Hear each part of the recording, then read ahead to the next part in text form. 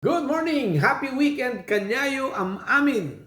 Siguro nangigun nyo John 3:16, di ba? Or dapat amin tayo, amo tayo sa John 3:16 o Kristiyano tayo. Siguro,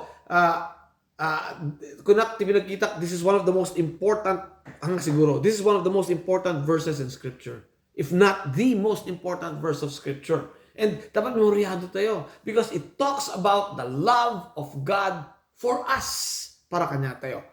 Siguro let's say it all together. John 3:16.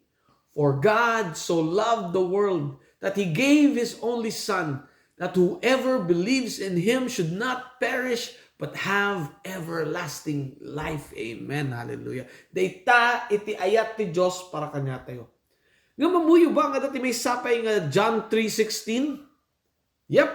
1 John 3:16 talks about the kind of love nga adati nga kiniapo Diyos. No niya nga klase iti ayat ti Diyos para kanya tayo. John 3:16 talks about the love of God. 1 John 3:16 talks about the kind of love of God for us. Iso ti topic tayo tatta. Before we read our text, pray tayo pa. Heavenly Father, agpasalamat kami manan apo iti yung oras nakitaan diti sarita yo. May your word enlighten us, encourage us, and empower us, Lord, to do your will. And we ask in Jesus' name. Amen. The text tayo, 1 John chapter 3, verse 16 hanggang 20. This is how we know what love is. Jesus Christ laid down his life for us, and we ought to lay down our lives for our brothers. If anyone has material possessions and sees his brother in need, but has no pity on him, how can the love of God be in him?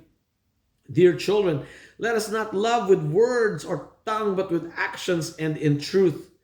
This then is how we know that we belong to the truth, and how we set our hearts at rest in his presence whenever our hearts condemn us. For God is greater than our hearts, and he knows everything. Amo yo dito ti klase iti ayat ti Dios kanya tayo. Inya nga klase ti ayat ti Dios. Number one, it is a sacrificial kind of love. This is how we know what love is. Jesus Christ laid down his life for us. In sakripisyo ni Jesus Christ, tibiyag na para kanya tayo. Gamit starting point tayo. We are all sinners. Amin tayo managbasol. Kat amin nga managbasol, mapanjay impyerno. Because the consequence, the punishment of sin is death or separation from God. Ni Apo Diyos sa dadya langit, digita tao, nga nakabasol, apan ijay impyerno, kat amin tayo nakabasol. So nga amin tayo, dapat sigurado tayo nga panjay impyerno. Ngam, dahil ti ayat ti Diyos, Ama, impawit na di anak na, at dahil ti ayat na kanya tayo di anak, in sakripisyo na iti bagina, tapno isu na ti matay.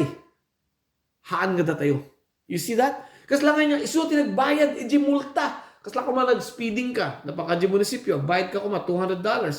Kung na-di police ka niya, ay sir, ang mga bayadan nun, at tinagbayadan. Adan itinagbayad iti basol tayo. We are debt-free. Awan ti utang tayo. Binayaran namin ni Jesus Christ. Purihin ng Panginoon. Amen. Amo yung nagdakkel nga bagay dito no maawatan tayo no kasano ti ayat iti Dios ken kasano ti ayat ti Ama ken anak kanya tayo nga intendad iti nga sacrificial kind of love. Awan ti utang tayo so ako ni Paul, there is now no condemnation for those who are in Christ Jesus. Awanan, saved tayo, di ba? Kathan lang nga sacrificial love dito. It is a self-sacrifice. Christ laid down his life for us. Haan nga Romano, haan nga Hudyo, iti pinatay kini Jesus Christ. Natay ni Jesus Christ because he laid down his life. He allowed it to happen. Inted na nga si pupuso, haan nga napilitan ni Suna. Inted na nga si pupuso, iti biyag na para kanya tayo. That is self-sacrificial kind of love. And the third quality is it's tangible. Makita. Di ba? For God so loved the world, he gave his son. Nakita ti tao di anak. Di anak mo loves us so much, he laid down his life for us. Makita di inaramid na nga natay. Iji krus para kanya tayo. It is a tangible kind of love nga makita tayo. And you know what? This kind of love is also present in our hearts. Amo yo, no insuko tayo tibiyag tayo kini Jesus Christ. Teramidan niya po Diyos. Sukatan na dyan puso tayo, ikatan na dyan. Dakas nga puso, sukatan na tibaro nga puso. Kat iti karga ita baro nga puso, kat banal na Espiritu, Espiritu Santo, the Holy Spirit in our heart. Tata, isulat yung mga diktar ka niya tayo, no kasano tayo nga ayatan, iti kakabsat tayo. Tako na dyan text tayo, no awan, iti Holy Spirit, maayat, iti kakabsat mo. Diba? No awan ti ayat ti Holy Spirit kanyam kanana hamong maayat iti nga tao. So importante nga suko tayo tibiyag tayo. Ikana tayo na po Diyos ti baro nga puso, then we can love them. Also with a self-sacrificial kind of love. Okay? Hamot siguro nga dyan, firing squad. Tapos, or electric chair. Tapos, tayo, siya kunti sumukat. No. I don't think we are called to that. The sacrifice nito, a bit of sacrifice of ourselves.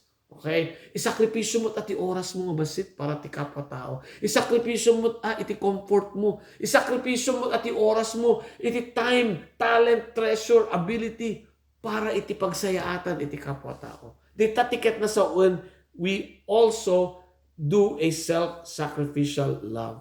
And ang mo yung adabungan na dito. Dua. Diyo mo na nga bunga na, we are being obedient to the command of God to love. Amen? With this self-sacrificing love. Ngam just second, when our hearts condemn us, no, parang ito, anak ak ti Diyos ay ang agpaiso. Dito'y iti pruweba ng anak kayo ti Diyos. It puts your heart at rest. Kung nana dito'y, baka rest ka tamong awan, tang malagip ko, jay, at mariknak, jay, ayat iti Diyos nga isuti, hangko nga, ayat na dito, pinag-ayat ko ti kapwa-tao, ayat ti Diyos nga, lumablabas lang kanyak. And I'm so passionate about this change of heart, ta idi sukok ti biyag ko kini Apo Diyos, idi 1987, managbaso laklat ta. Ngam sinukatan ni Apo Diyos di pusok. Sa balid iti pinagkita kita tao, nasukatan, ti ayat, nariknak iti ayat ti tao, nga nagapo iti Diyos. Kat no mariknayo matayta, mariknak nga ayat tayo ti sabali nga tao, then it shows us that we are really truly children of God. Ngam no awan ti ayat yo ti kapwa-tao, guri kayo, baka kayong anak ni Diyos. Ano ba? Kat no anak kayo ni Diyos, then go ahead, love others. Kat no han kayong anak pa ti Diyos, isuko yo ti biyag yo. Kuna ni Jesus Christ, di Mark 1:15, the kingdom of God is near. Repent and believe the good news. Kat no kasta nga isuko iti biyagyo, sukatan ni Apo Diyos iti puso. Then we can love with the love, the kind of love from God. Amen. Hallelujah. Let's pray. Heavenly Father, thank you mo na itintid yung at siyempre nga dahil miti sarita yung. May your word, Lord, just inspire us. And we ask in Jesus' name. Amen. Have a great weekend. God bless you.